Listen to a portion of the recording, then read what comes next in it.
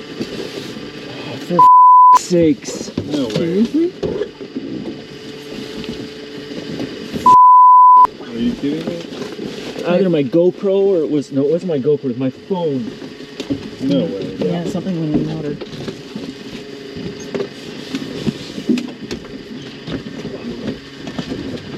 That sucks. Sakes.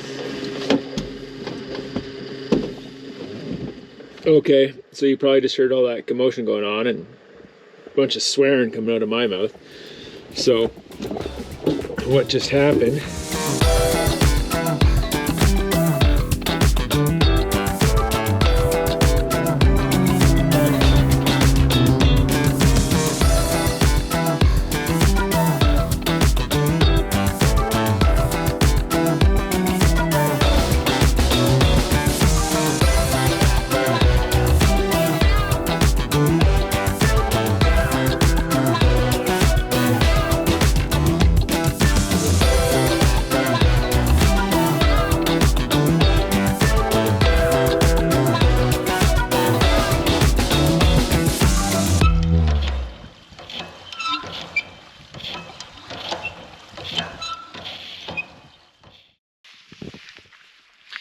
Good morning, everybody. Today's day 3 of this remote job, and just heading out of the plane to fill it up with some fuel. Get some blue sky out there, which is promising. The weather looks good to the west, so we'll probably be heading out there.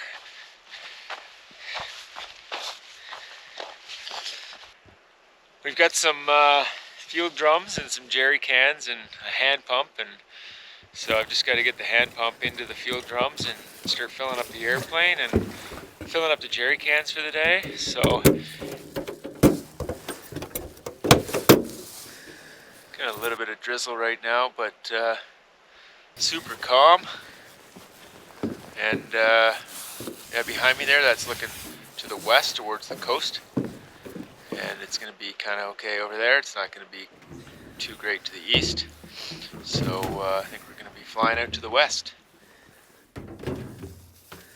Okay, so hello and welcome to the channel, or welcome back. My name is Jamie. Thanks for joining me as I document my career in aviation and explore the topic of mental health and its relationship to physical health. If this is your first time on the channel, I've been through testicular cancer and ulcerative colitis. If you are dealing with cancer or irritable bowel disease, don't hesitate to reach out or check out my website, onenutnightmare.com, for awareness and support.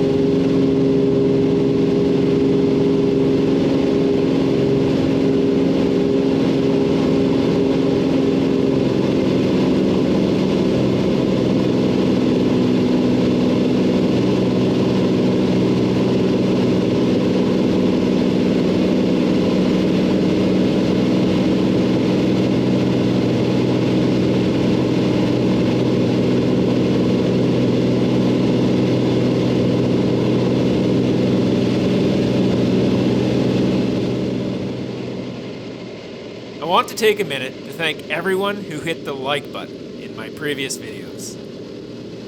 I'd also like to thank everyone who hit the dislike button too. What I've come to realize is that good mental health needs emotional release. So good on you for hitting that dislike button and getting those emotions out. 97% of people who watch my videos don't hit the like or the dislike button. However my videos make you feel, get those emotions out, positive or negative. It's good for your mental health. A few of the comments recently have been asking how one gets into bush flying. The simple answer, find a flight school and give them your life savings. The more thorough answer can be pretty complex. However, if bush flying is what you want to do, I would start by getting your private pilot's license on floats. Then do all your time building on floats as well, followed by a commercial pilot's license on wheels. I would also do a multi-engine rating and an instrument rating in there somewhere as well, because you never know where the adventure of aviation will take you. Whether you are thinking about becoming a pilot or you've already started training, I'm sure some of you have lots of questions. I know I did. I'm thinking about opening up some memberships through YouTube that would enable you to have live video access to ask me questions about advice for your career in flying, or just flying in general. If that is something that would interest you, please let me know in the comments. Finding a flight school that gives PPLs on floats could prove difficult. They're not as plentiful as wheeled flight schools. Bush pilots are a bit of a dying breed these days. However, there are a few out there. I think Earhart in Kelowna, BC offers PPL float training. Moose, 2 moose right there. I've never been there, so I don't know much about it. If you are watching this and you know of flight schools that offer PPLs on floats, maybe you can leave a comment. That goes for my American friends too. Tell us where you did your float training. If I were American, I'd have my sights set on Alaska. I'd absolutely love to fly floats up there. If you're youngish and single, embrace the adventure. There's lots of time to go to the airlines. Some people were asking about the money. How much can you make? Well, an experienced seaplane pilot flying in Vancouver can make about $125,000 a year before tax. That's likely a year-round position. Pay is commensurate with experience, just like any job. But remember, the money is generated by the passengers. X plus Y equals Z. Bigger plane plus more passengers equals more money. So if your focus is on money, it's probably best to go to the airlines. Although, you might look at firebombing. There's some good money in that if you have the qualifications. Some bigger seaplane operations might offer benefits packages as well. Something's sticking up right there, you see that?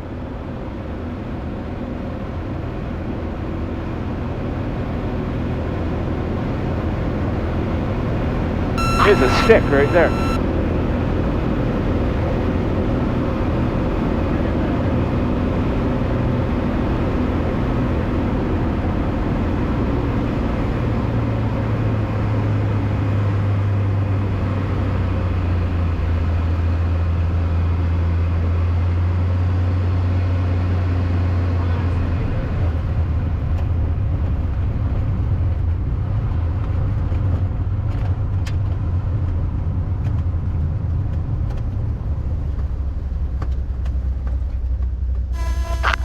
Pretty fast. That was fun though.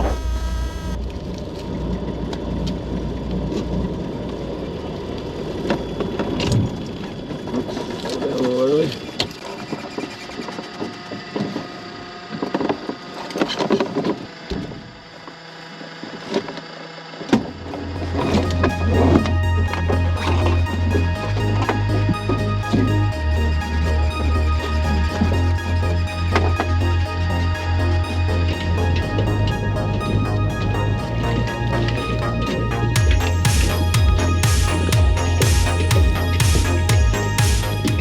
At a place called Buckley Lake right now. I just stopped here for lunch and to refuel.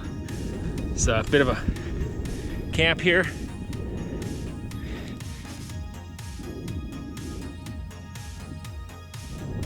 Three cabins over there and a nice little fire pit over there.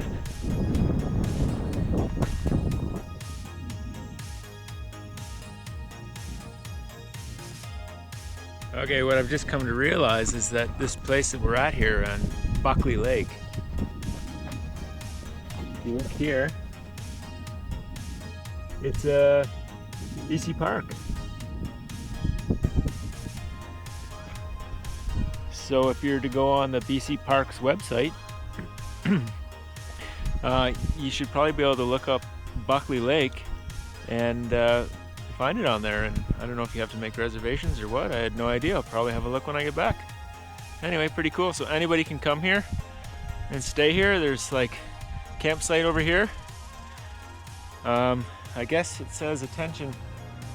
It says attention hikers, so you might be able to hike in here. I'm not sure, but float plane's obviously going to be the coolest and the easiest way in. Nice like floating dock here.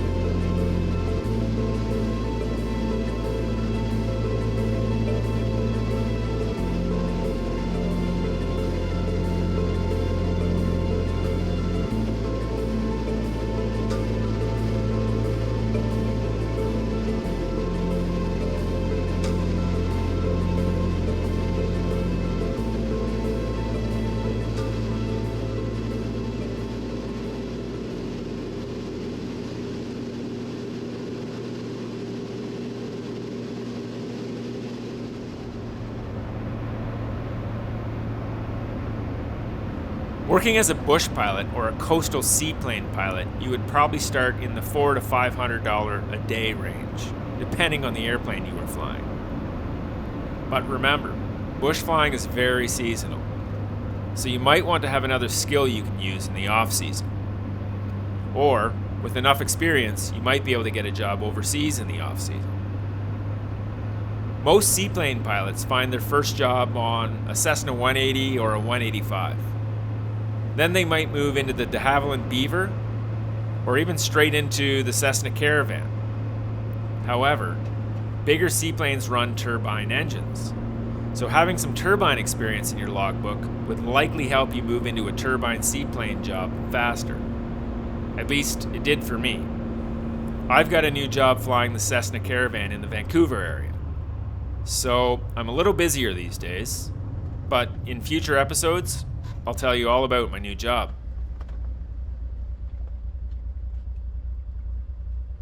How was that for everybody? Was that okay? Okay, day 3, maybe day 4, into Toga. Cold front pushing through. 7 degrees this morning. Put a little fuel in the airplane, off we go. We're gonna check it out. See what it looks like.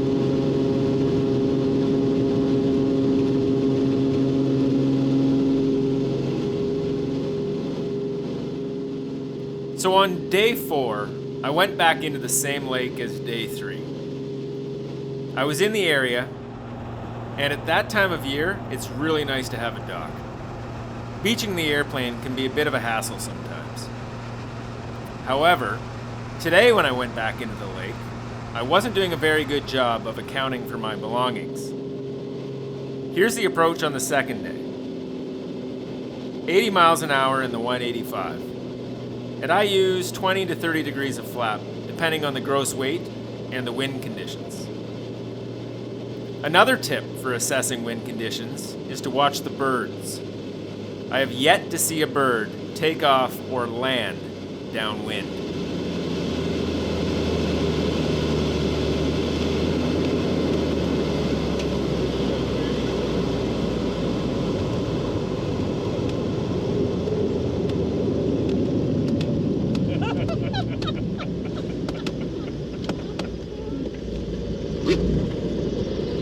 I'm gonna try that.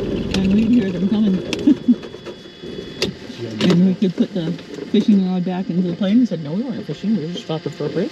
I just take my fishing rod out for just more so it's for survival, just in case anything ever happened. It's nice to have in the back of the. It's probably a little early, but I was a little fast in here yesterday, so. So at this point, I should probably be doing a bit of a cabin check to account for any loose items that may inadvertently fall into the lake when I open the door. Unfortunately for me today, I forgot.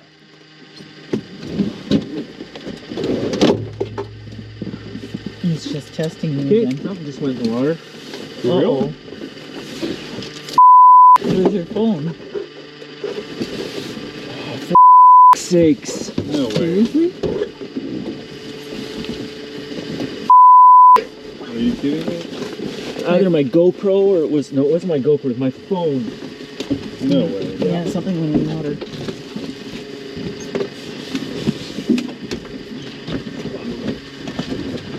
That sucks.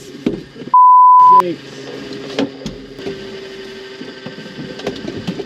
Oh, I hope it wasn't swollen. Okay, so you probably just heard all that commotion going on and a bunch of swearing coming out of my mouth. So, what just happened is that, I didn't take note of my all of my belongings before I opened the door, and as soon as I opened the door, my phone just went right out into the water. Thank God, it's mid-September in northern British Columbia, so it's not warm out. And the lesson: always keep a towel and a bathing suit in a float plane. So I just got on my bathing suit as quick as I could, jumped right in, found it. It was sitting, the gray side was up, so it was easy to see. It's only about, 3 feet of water right there. Pulled it out, it was still on. It's like a Galaxy S21, it's an older phone. It was still on, and I just turned it off, and hopefully it'll still work. But just a matter of time, I suppose. So before you open the door on a seaplane, always check to make sure that all your belongings are in your buckets. As some of you may have seen, my Lightspeed Zulu 2 headset was pretty much toast. I messaged Lightspeed, but the only help they could offer was to give me credit towards an upgrade. Given that I wasn't happy with the build quality of my Zulu 2s, I didn't want to spend another 1,100 Canadian dollars, with the credit applied, on a headset that wouldn't last. So I bit the bullet and bought a new Bose A30. Wow, is it ever nice? $1,800, but I'm super happy with it so far. It's so light on my head. But time will tell the tale of durability. If you are shopping for a new headset or just getting into flying and can't decide, I would go with the Bose. I had the opportunity to choose the Bose A20 or the Lightspeed Zulu when I started flying, and I regret not choosing the Bose. Maybe you've had a good experience with the Lightspeeds, but for someone like me using them every day commercially, the Lightspeeds just didn't hold up. If you're interested in knowing more about the Bose A30, let me know in the comments, and I'll see if I can do an episode about them. So with regard to this Bush Pilot Life mini-series, I think I have one more episode after this one. It will include my final day of this remote bush flying job, as well as my trip back to home base. But I have some news. As I said earlier, I got a new seaplane job flying the Cessna Caravan. I'm hoping to tell you all about it, so stay tuned for that in future episodes. Woohoo! Spicy! Also, don't forget to leave a comment and tell us where you did your float training. And if you know of a school that gives PPLs on floats, make sure to leave a comment and tell us where. Thanks for tuning in. See you in the next one.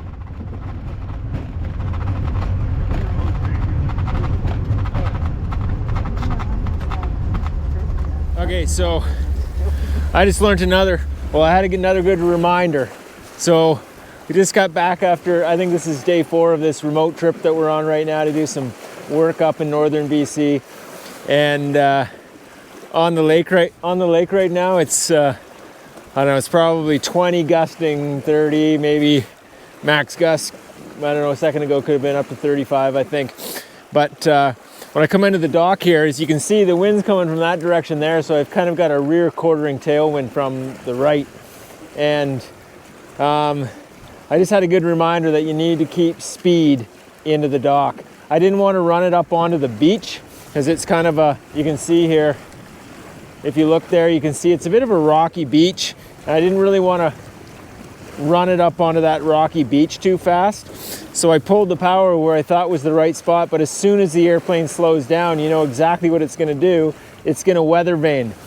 So you got to keep that, I guess, keep the aileron into the wind and keep the power all the way into the dock, and that's what I did. And well, I didn't the first time, and I ran out of speed as I approached the dock, and it spun me around, so I had to get back in the airplane, start it up, and then do another loop and come back in with some speed. And as soon as I came in with the speed, that's exactly what I needed to stay straight.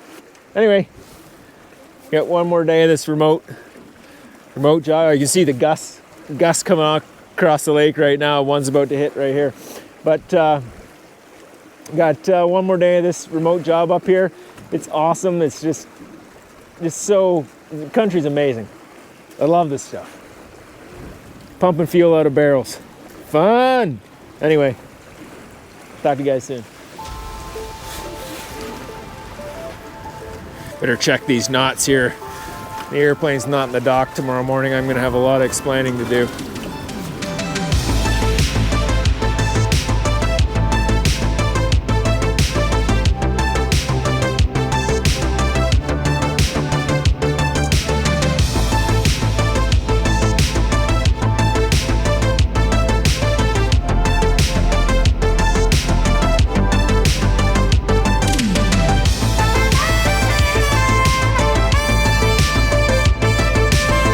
So I've got enough time to turn back and make different decisions.